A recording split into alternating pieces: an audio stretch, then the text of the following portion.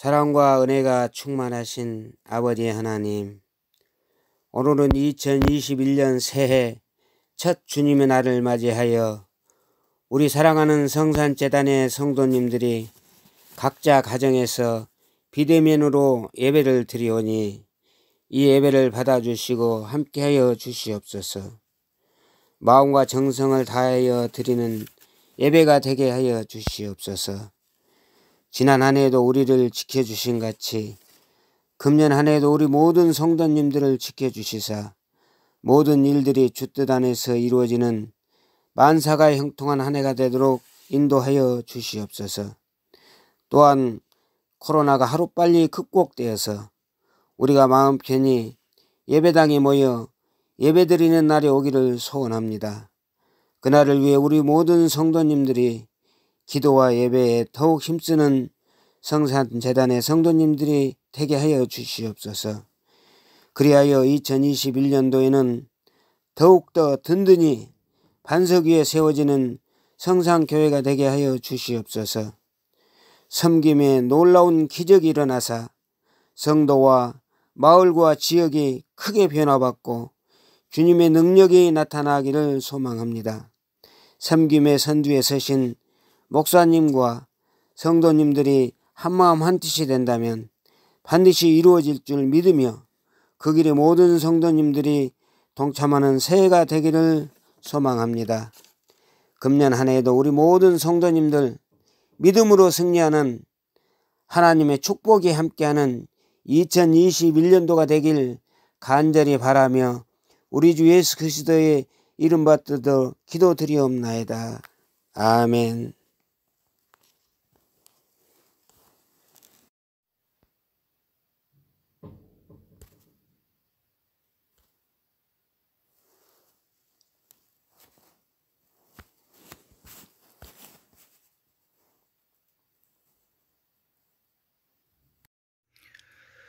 하나님께서 수요 예배 때 주시는 말씀은 요한일서 5장 1절로 12절 말씀입니다. 제가 가지고 있는 성경 책으로는 신약성경 393면입니다. 요한일서 5장 1절로 12절 말씀입니다. 신약성경 393면 성경을 찾으셨으면 제가 교독하시겠습니다. 예수께서 그리스도이심을 믿는 자마다 하나님께로부터 난 자니 또한 낳으신 이를 사랑하는 자마다 그에게서 난 자를 사랑하느니라. 우리가 하나님을 사랑하고 그의 계명들을 지킬 때 이로써 우리가 하나님의 자녀를 사랑하는 줄을 아느니라. 하나님을 사랑하는 것은 이것이니 우리가 그의 계명들을 지키는 것이라. 그의 계명들은 무거운 것이 아니로다.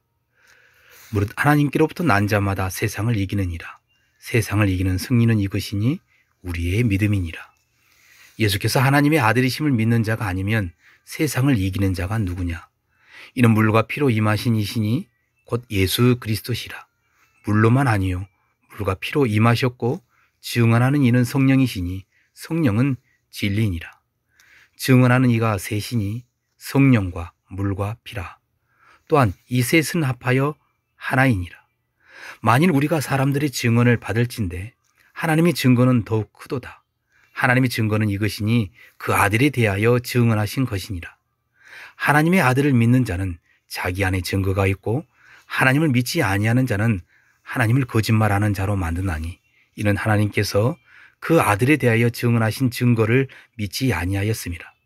또 증거는 이것이니 하나님 우리에게 영생을 주신 것과 이 생명이 그의 아들 안에 있는 그것이니라. 아들이 있는 자에게는 생명이 있고 하나님의 아들이 없는 자에게는 생명이 없느니라. 오늘 본문 말씀을 근거로 하나님이 우리를 낳았습니다 라는 주제로 하나님의 말씀을 전하겠습니다. 우리 둘째 아이 은서가 학교에 돌아와서 부랴부랴 식탁 앞에 앉습니다. 엄마 배고파 밥 줘. 그래 우리 아들 배고플 것 같아서 제육볶음 해놓았지. 어떻게 알았어? 제가 물어보았더니 제 아내가 말합니다. 그것도 몰라요. 제가 배 아파서 낳은 아들인데. 소소한 이야기지만 저에게는 감동이었습니다. 제가 배 아파서 낳은 아들인데. 여러분, 하나님께서 저와 우리 성도님을 낳으신 것을 알고 계신가요? 확신하시고 지금까지 신앙생활하고 계십니까? 배 아픈 것처럼 감동이 밀려오십니까? 오늘 요한은 우리 모두에게 하나님께서 우리를 낳으셨고 하나님께서 낳으신 우리를 사랑하신다라고 말씀하십니다. 하나님은 우리를 낳으신 그 사실을 믿으라고 말씀하십니다. 그리고 우리를 낳으셨기 때문에 우리 모든 것을 알고 계신다라고 말씀하십니다. 본문 1절로 예수께서 그리스도이심을 믿는 자마다 하나님께로부터 난 자니 또한 낳으신 이를 사랑하는 자마다 그에게서 난 자를 사랑하느니라. 그런데요, 본문 1절을 자세히 보면 하나님께서 우리를 낳으신 일로 끝나는 일이 아닙니다. 이 일의 전제 조건은 예수님께서 그리스도이심을 믿는 자가 하나님께서 우리를 낳으신 그 일을 믿는 자라고 말합니다. 예수 그리스도를 믿는 자가 하나님께로부터 난 자라는 의미입니다. 왜 요한은 이 말을 요한의 공동체에 말했을까요? 예수 그리스도를 믿는 자와 하나님께로부터 난 자가 동일선상에 놓여 있습니다. 그런데 분명 거기에는 교회를 망치려는 분리주의자, 적그리스도, 거짓 교사가 예수님이 그리스도이심을 부정하고 있음을 알 수 있습니다. 그렇게 보면 요한이 얼마나 예수님을 인정하고 사랑했는지를 가늠할 수 있습니다. 사랑하는 성산교회 성도 여러분, 예수님을 그리스도이심을 확신하고 계신가요? 하나님이 우리를 낳으셨음을 알고 계신가요? 이 일에 확신이 있으시면 이제 우리는 어떻게 살아야 하겠습니까?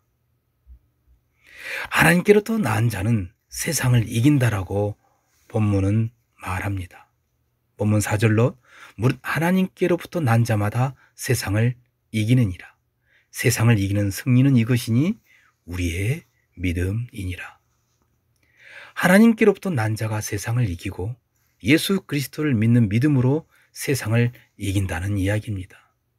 다른 말로 추측해 보면 반대로 지금 요한의 공동체는 세상의 노예가 되었고 세상의 종 노릇하고 있는 상황입니다. 세상의 종 노릇은 죄의 노예입니다. 거짓말하고 이간질하고 상학 논리를 펼쳐 우리 모두를 죄짓게 만듭니다. 제가 살았던 시골집에 들어가려면 입구에서 총 4개의 대문을 통과해야 했습니다. 그냥 들어갈 수가 없었습니다. 그런데 신기하게도 들어가는 골목마다 감나무가 있는 것이 아니겠습니까? 봄에는 괜찮은데 빨갛게 홍시로 변해갈 때는 이거 참 유혹이 생깁니다. 저것을 따먹어 말어. 한 번은 감이 빨갛게 홍시로 변해갈 어느 날이었습니다. 저도 모르게 옆집 대문으로 살며시 들어가서 대나무 작대기로 홍시를 따기 시작합니다. 학교 갔다 오면 얼마나 배고플 때입니까?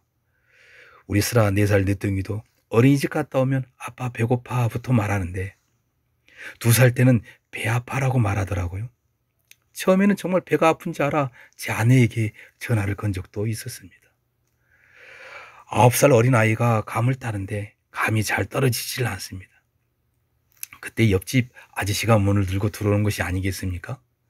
그때 어린 제가 옆집 아저씨를 보고 저 감 안 땄어요 말하는데 손에 들고 있는 작대기는 무엇이라는 것입니까? 얼마나 부끄러웠는지 모릅니다. 죄의 한 단면, 죄의 속성, 노소를 막론하고 죄의 종노릇하는 모습을 볼 수 있습니다. 죄는 남녀노소를 불문하고 인생 마지막까지 해결해야 할 일입니다. 특히 그리스도인으로서 마귀가 왕노릇하는 세상은 골리앗입니다. 얼마나 두렵겠습니까? 그런데 놀랍게도 하나님께로부터 난 자가 세상을 이긴다라고 말합니다. 죄와 맞서 세상을 이기라고 말합니다. 세상에 죄의 종노릇 하지 말라고 말합니다. 세상을 이기는 일은 죄 짓지 않는 일입니다. 물론 죄를 안 질 수 없습니다. 그리스도인으로서 피해 갈 수도 없습니다. 우리는 그럴 때마다 우리 죄를 대신 지신 예수님을 붙잡고 가는 길밖에 없습니다. 만약 예수님을 붙잡지도 못한다면 우리는 살 희망이 없습니다. 우리는 예수님을 붙잡고 오늘 하루도 죄 짓지 않기를 결단하며 나아가야 합니다. 하루 이틀 나아가다 보면 하나님께서 반드시 우리에게 은혜의 선물을 주시고 죄의 종노릇지 않도록 하나님의 힘을 우리에게 선물로 주실 것입니다. 이 순간도 예수님 붙잡고 살아야 합니다. 한 번은 산에서 길을 잃어버린 적이 있었습니다. 산을 정상에서 몇 바퀴 돌았는지 모릅니다. 태양은 산꼭대기에 걸려 있고 마음의 두려움도 밀려옵니다. 문득 그때 산에서 길을 잃어버리면 계곡을 따라 내려오면 된다는 생각이 들어서 계곡 따라 내려오다 보니 출발했던 반대 방향에 서 있었음을 그때서야 알 수 있었습니다. 무슨 말입니까? 방향이 중요하다는 말씀입니다. 사랑하는 성산교회 성도 여러분, 하나님께로부터 난 자가 세상을 이깁니다.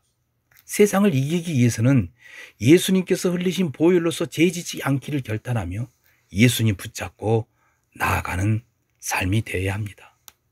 예수님 붙잡고 하나님께서 기뻐하시는 방향으로 나아가시는 삶이 행복한 성도입니다. 행복한 성산교회 성도님 되시기를 간절히 축원합니다. 바로 이 사람이 하나님께로부터 낳은 자입니다. 하나님께로부터 낳은 자는 세상을 이기는 일로 끝나서는 안 됩니다. 복음 들고 산을 넘어 하나님의 살아계심을, 생명을 전하는 증거자로 살아야 합니다. 본문 11절과 12절로 또 증거는 이것이니 하나님이 우리에게 영생을 주신 것과 이 생명이 그의 아들 안에 있는 그것이니라. 아들이 있는 자에게는 생명이 있고 하나님의 아들이 없는 자에게는 생명이 없느니라. 본문 11절과 12절을 자세히 문자로 정독하면 영생이라는 단어가 한 번, 생명이라는 단어가 3번 기록되어 있습니다. 그만큼 지금 요한이 강조하고 싶은 내용이 생명입니다. 다시 말하면 하나님께로부터 낳은 자는 세상을 이기며 생명을 전해야 한다는 말씀입니다.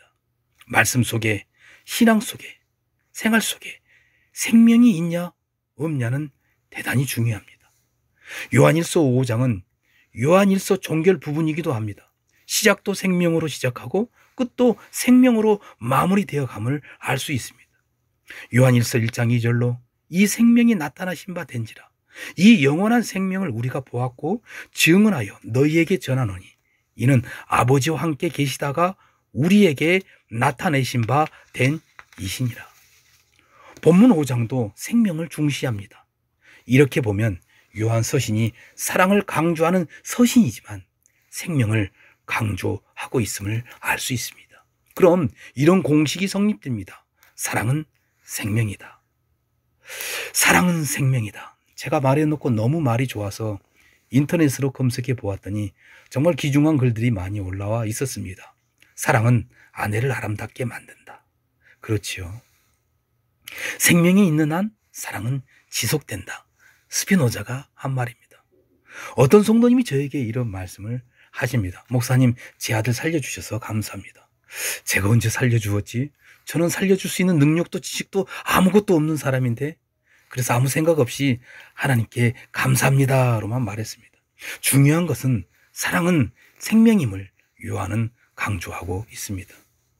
그런데 요한은 분명히 예수님께서 하신 말씀을 들었기 때문에 이 말을 했을 것으로 추정하고 예수님께서 요한복음을 통해 하신 말씀을 찾아보았습니다. 요한복음 1장부터 들추어 보는데 정말 예수님은 생명을 살리는 사역을 하셨음을 알게 되었습니다. 요한복음 2장에서 사람들의 마음을 아시고 3장에서 니고데모에게 말씀을 가르치시고 이후로 사마리아 여인 왕의 신하의 아들 38년 된 병자를 고치시고 5,000명을 먹이시고 그리고 결정적인 내용은 예수님께서 요한 공동체에게 나는 생명의 떡이다라고 말씀을 하십니다. 그러면서 하나님의 떡은 생명을 주는 것이다라고 요한복음에만 유일하게 기록된 생명의 말씀을 하셨습니다. 요한복음 6장 33절로 하나님의 떡은 하늘에서 내려 세상에 생명을 주는 것이니라. 그렇습니다. 사랑은 생명이고 생명은 사랑입니다. 하나님께로부터 낳은 자는 세상을 이기고 생명을 전하는 자가 되어야 합니다. 여기서 생명은 하나님의 말씀으로 영적 양식입니다. 우리 예수님은 우리를 살리시기 위하여 유월절 어린 양 생명의 떡으로 우리에게 오셨습니다. 포도주와 떡을 떼시면서 이렇게 말씀하십니다. 고린도전서 11장 26절과 27절로 너희가 이 떡을 먹으며 이 잔을 마실 때마다 주의 죽으심을 그가 오실 때까지 전하는 것이니라. 그러므로 누구든지 주의 떡이나 잔을 합당하지 않게 먹고 마시는 자는 주의 몸과 피에 대하여 죄를 짓는 것이니라. 말씀을 정리합니다. 하나님은 우리를 낳으셨습니다. 하나님께서 우리를 낳으셨음을 믿는 자는 세상을 이기고 세상에 생명을 전하는 자입니다. 이 땅에 우리 예수님도 생명을 전하시기 위하여 생명의 떡으로 오셨습니다. 그리고 죽기까지 생명을 전하시기 위하여 순종하셨습니다. 예수님은 죽으시고 우리를 살리셨습니다. 이 생명의 씨앗을 품고 오늘 또 내일 또 아름다운 영혼의 결실을 맺어 가시는 성산교회 성도님 되시기를 이 시간 간절히 축원합니다. 하나님께서 우리를 낳으셨습니다. 기도하시겠습니다.